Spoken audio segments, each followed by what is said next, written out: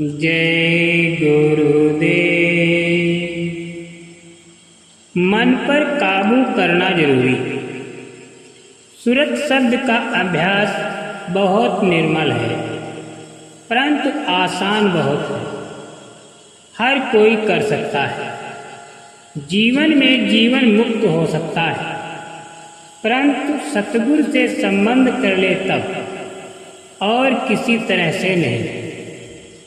मनुष्य को अपने कर्म पर भी विश्वास करना चाहिए। कर्म के ऊपर विश्वास न होने से साधक अपनी साधना में सदा निष्फल रहता है। अपने कर्म के आधार पर गुरु की दया पहुंचाई जाती है। गुरु की दया को लोग नहीं समझ पाते।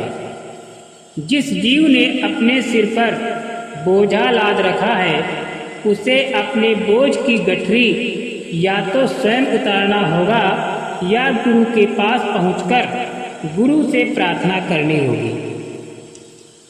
जब गुरु प्रसन्न होगा तब अपनी नाम रूपी अग्नि का प्रकाश डालकर साफ करेगा।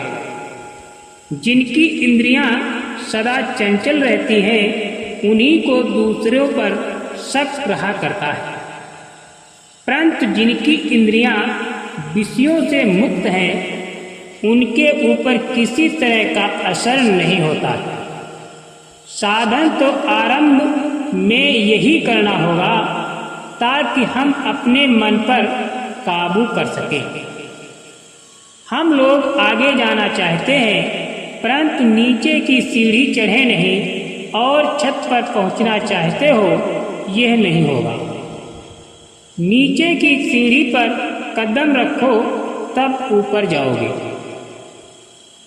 यम का एक कारागार। जो लोग घूस लेते हैं, उनकी आत्मा पर सदा पर्दा रहेगा। मेहनत की कमाई की आशा करनी चाहिए। राज्य की चोरी करने वाले कभी सुखी नहीं रहते। राज्य के कर्मचारी यदि राज्य भर में राज्य के कार्यों में काम चोरी करते हैं, अर्थात अपना समझकर काम नहीं करते हैं, तो उन्हें परमात्मा की शक्ति की तरफ से दंड अवश्य दिया जाता है।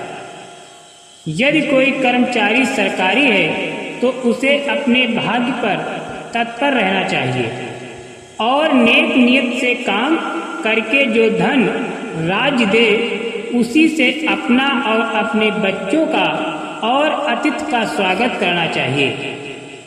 जो राज्य कर्मचारी अपनी तृष्णा बढ़ा लेते हैं, उन्हें अंत में यम के कारागार में जाना होगा।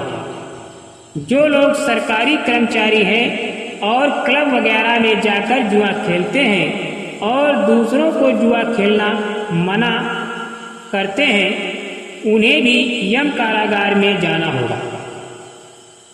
अपनी नियत बनाई हुई उसी के आधार पर सरकारी कर्मचारी जनों को तत्पर रहना चाहिए। राजा वही है जो नियम लागू करता है तथा उसी के अनुसार अपने भी चलता है। यदि बनाए हुए कानून के अनुसार राजा नहीं चलेगा तो राज्य में अनाचार फैल जाता है। लोग अपने अपने सत्पथ से गिर जाते हैं और स्त्रियों के रास्ते भी भ्रष्ट हो जाते हैं। 84 लाख योनियां बहुत बड़े बड़े कारागार की तरह हैं। जय गुरुदेव।